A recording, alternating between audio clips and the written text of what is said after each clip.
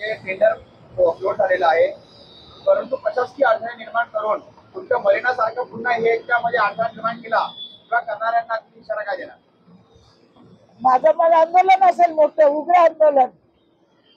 जर पालिका यांचं ऐकून जे 2 वर्ष काम लेट केलं त्या कामाला जर प्राधान्य मिळत नसेल तर शेवटी जनतेला घेऊन हा जनतेचा प्रश्न आहे.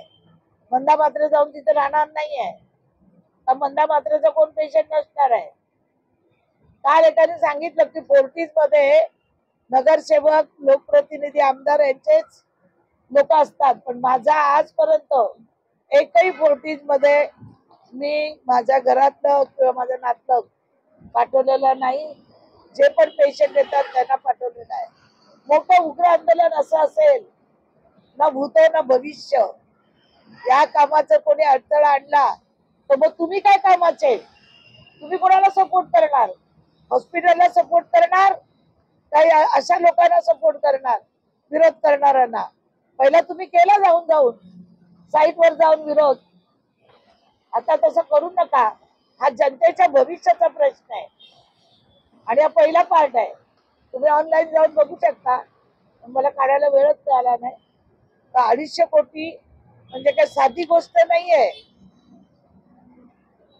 यांच्यानी कधी 2.5 रुपयाचं काम झालं नाही.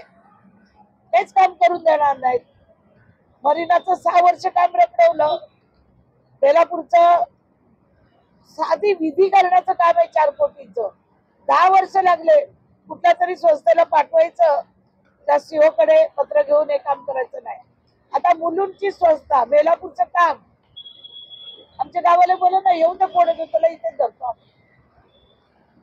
काम होऊन देणार ना म्हणजे काय तुमच्या काय बापाचं राज्य आहे का? बाप त्यांना राग येतो. ही नवी मुंबई महानगरपालिका सर्वसामान्य जनतेची आहे आणि हे सर्वसामान्य जनतेचं हॉस्पिटलचं काम आहे.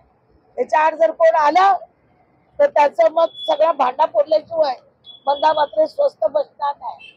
आतापर्यंत कोणत्या फायली काढल्या नाहीत मी कोविड काळातल्या. काय किती लॅब मध्ये कुठे कुठे गेले सगळ्यात माझ्याकडे पाहिली. काढू का कोविडची एक तरी पाहिजे? कोणी कोविड काळामध्ये पैसे लुटले कुठल्या का असे ना, शेवटी हा पैसा जनतेचा तुम्ही आम्ही टॅक्स रुपयांनी देतोय. कुठल्याही पक्षाचा नेता असू दे का नेती असू दे, मी असू दे,